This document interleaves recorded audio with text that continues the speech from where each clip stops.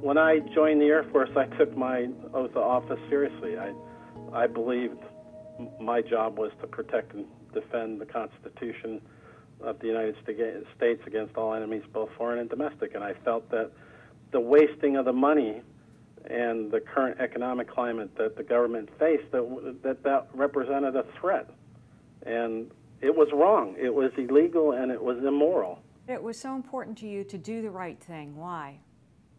I got thyroid cancer, and all this stuff started just as I was recovering and was going through the radioactive iodine treatment as the chemo. And I didn't know if I was going to die when I had the cancer, but I wasn't going to allow my name to be tarnished and potentially associated with this fraud. Being an officer in the Air Force means you're supposed to have honesty and integrity, and I just felt like there was no honesty and integrity in the whole process that I was observing, and I was going to bring some honesty and integrity to the Air Force. As I uncovered the fraud and I started to ask questions, people were telling me to not ask questions, to just keep pressing on, and they just didn't care. All they cared about was having more bodies inside the building to make it look like there was work going on. We were taking the money that we had and we were hiring contractors, and the more contractors that came in, the less work that got done. And the more that occurred, the angrier I got because we weren't being good stewards of the taxpayers' money. We were having all these problems, and the more I identified problems and brought it to my commander, the less he did. And then finally he told me, hey, listen, you're coming up on retirement and I'm coming up on retirement. If you just ignore this, you'll get a nice job with SAIC when you retire. The relationship between the military and the contractors is too close, and I don't really think that there's enough safeguards.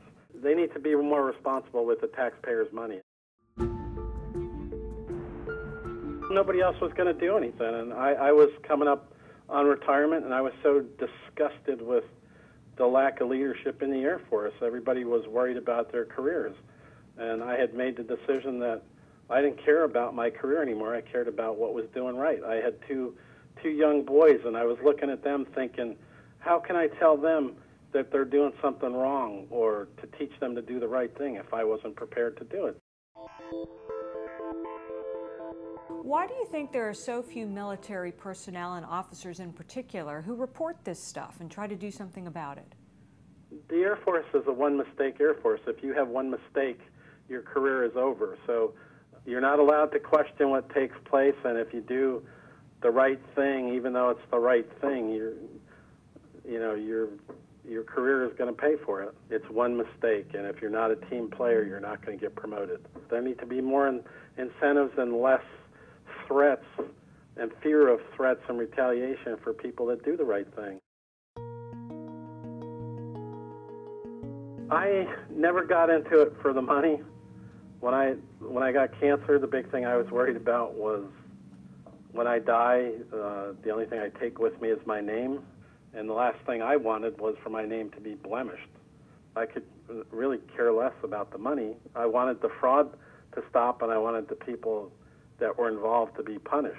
What's your advice for other whistleblowers? If you uncover fraud, it's a very difficult decision that you're going to have to make, because once you've made the decision, there's no turning back, and all you can do is go with the hopes that the end result is it's better, the system's better down the line for other people.